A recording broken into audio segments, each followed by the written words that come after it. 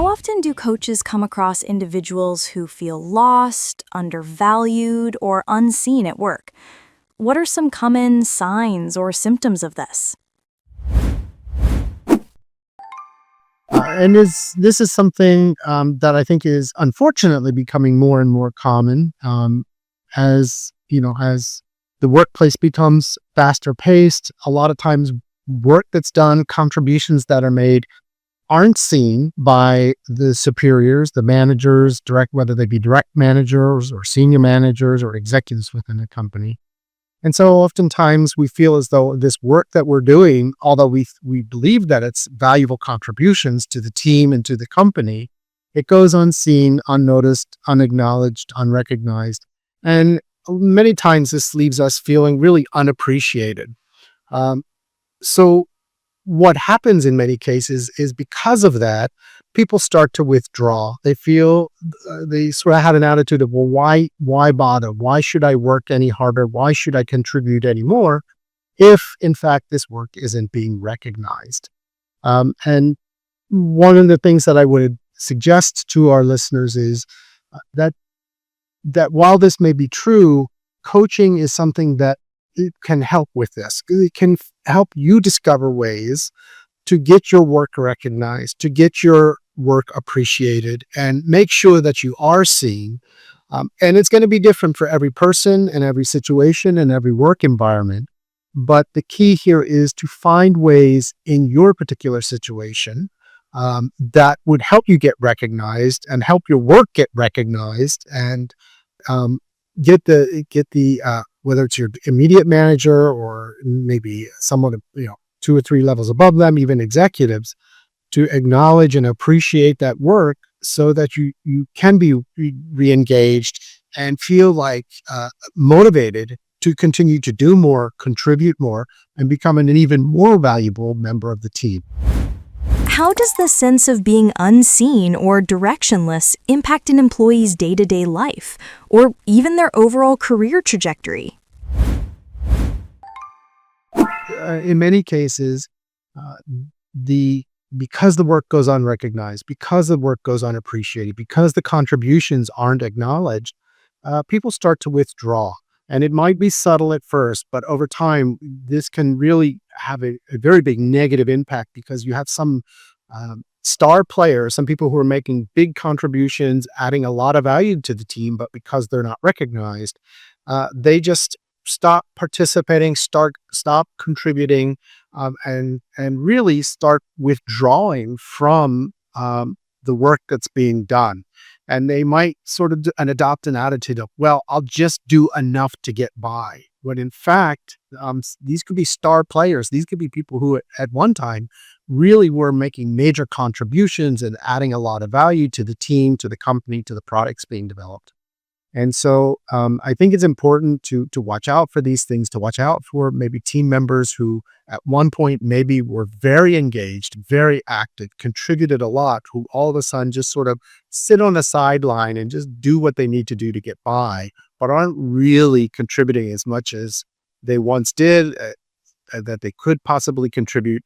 And again, here I think it's important for us as individuals to to leverage coaching to find out, how do we get our work recognized? How do we get our contributions recognized and acknowledged and appreciated?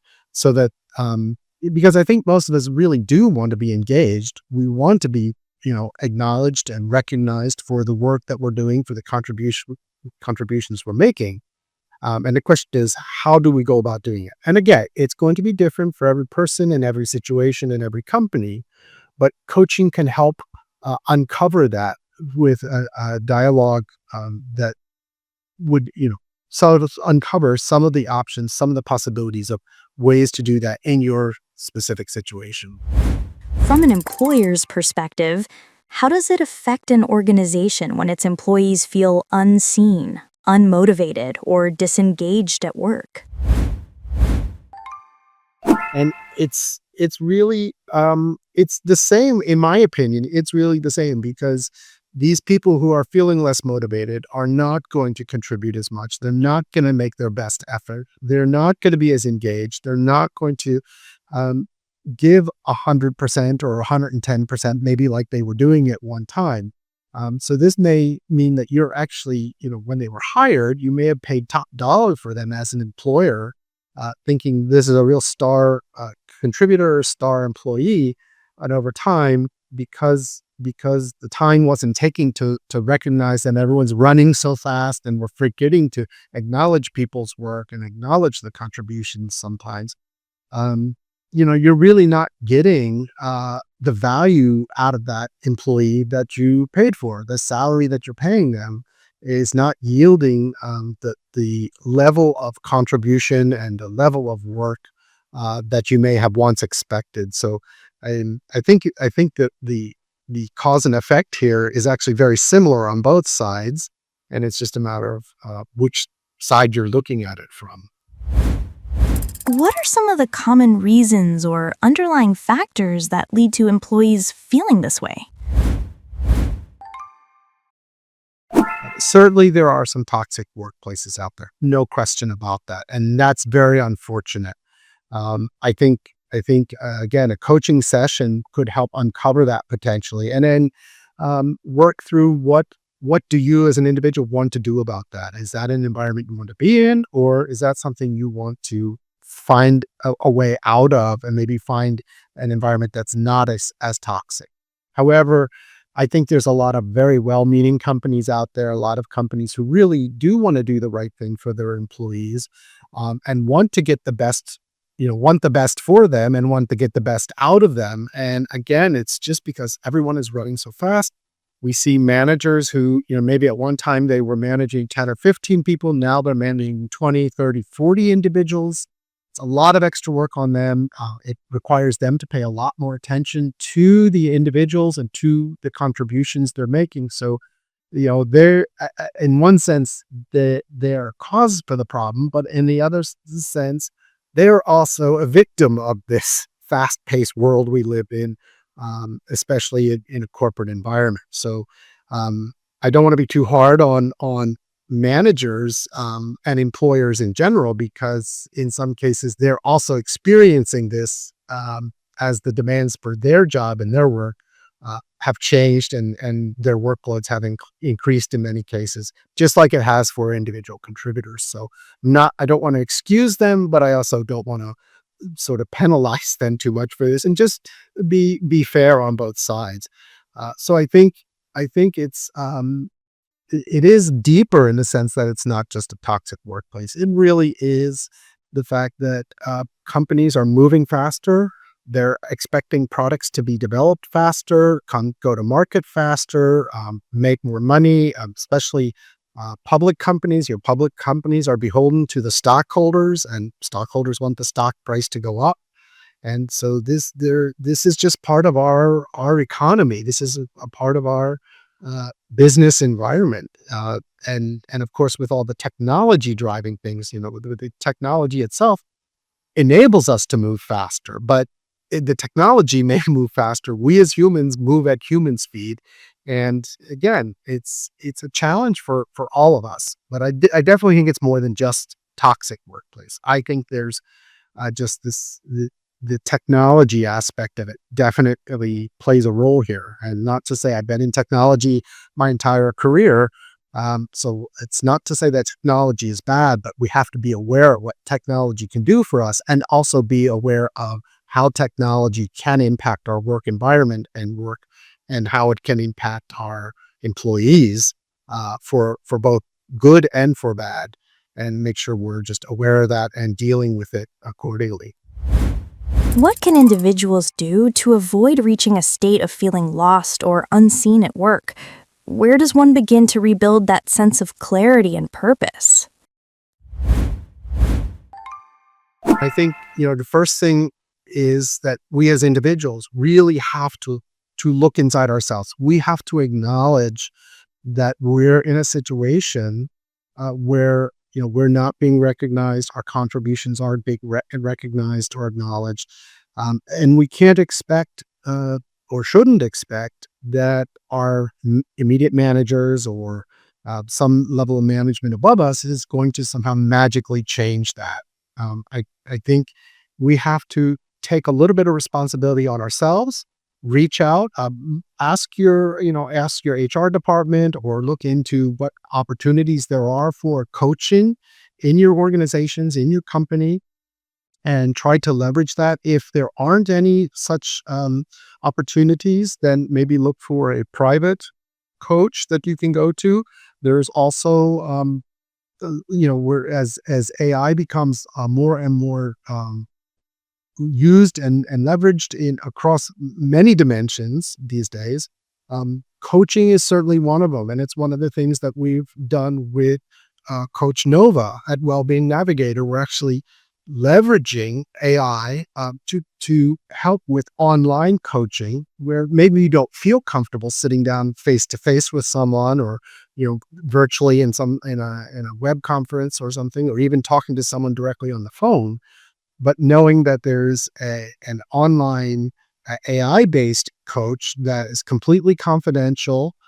It's not disclosing anything to a person that might go and tell your manager or tell someone in your organization what was discussed. You might feel more comfortable starting there and seeing, maybe that helps. Now, of course, you may get to the point where you say, okay, I've gone as far as I can with the AI-based coaching, and if it helps you and you come up with some good solutions, that's fantastic. But if not, we acknowledge the fact that, maybe you'll get to a point where you'll want to um, go to the next step and actually have an in-person or a quote unquote live coaching session with someone. And that's certainly a possibility as well. But I think the first step is for us to sort of look inside ourselves and say, am I happy at work? And, is my work being acknowledged?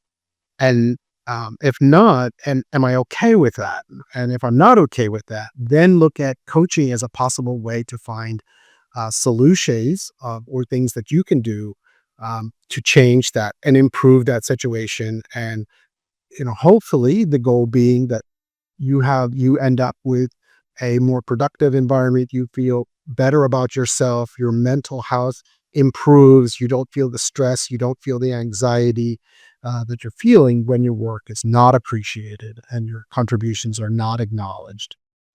So this would be one way to start, I think, and go from there. With AI transforming workplaces, how can coaching, especially AI powered coaching, help address these challenges and enhance overall well being and performance?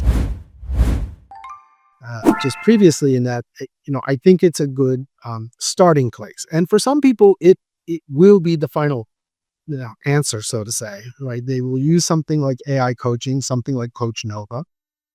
They'll work through maybe one or more coaching sessions, and they'll come up with a number of specific tasks or specific uh, things that they want to do to alleviate the situation, to improve the situation, to help their own mental well-being, to reduce the stress and anxiety they're feeling over the lack of recognition and acknowledgement. And that's great if that leads to it. But as I said, it could also be that they get to a point where they feel now, okay, I'm comfortable with this. I sort of opened up about my feelings, and I've opened up about the situation, and the AI based coaching has been a big help. But I think I'd like to talk to a live person and take it to the next step, and that's certainly something we see as an option, and that some people will definitely go down that path as well. But what our experience has been so far with the early releases of things like Coach Nova, that it in fact is very helpful, and that AI technology, when used, I'll say properly, when used in a beneficial way, like we're doing at Wellbeing Navigator, um, it it's really truly amazing that you can get into I'll call it a discussion, and before you know it, and in a very short time, it's almost like you forget that this is really being driven by AI because it becomes so personal, so human-like. The discussion and the dialogue that you have is so customized and tailored to the situation that you're describing and the situation you're trying to improve, that you almost forget that there's AI behind it. I would tell you I've done this myself on several cases, and it's really amazing. Again, when AI is used in a constructive way, in a beneficial way to help us, it's truly amazing where we're at with this technology, and it will only get better. We continually work to improve our AI engine, and make sure that the responses that you're seeing are more and more relevant, are more and more in context of your situation. And I personally believe that AI, this is a great use case for AI, but it's not the end. It will only get better over time, and it'll really look forward to seeing where we go with this, in the months to come. So hopefully that will give you some idea of you know where we are in the workplace today, why in some cases we feel that work isn't being recognized or appreciated, um, and maybe some steps you could take today to uh, try to improve that situation and try to reduce it. We know that these situations cause a lot of stress, a lot of frustration, a lot of anxiety, and it's our goal to help reduce that, and if at all possible, completely eliminate it. Um, and again, we talked about this in the corporate world here, but there are many use cases where similar things happen in your personal life, where maybe you're not feeling appreciated, or not feeling as though the work you're doing is valued, and it's a very similar type of situation where uh, maybe you just need to have someone walk you through a coaching session, and someone could be something like an AI based coach to say, what's really going on here? What is the root cause of this problem? And then what are things that you could do? Not that the coach is going to tell you you should do this and that and the other thing, but that you, through self exploration, with the help and guidance of a coach, um, will lead you to you deciding and determining what are the things that could be done to possibly help with the situation and improve the situation.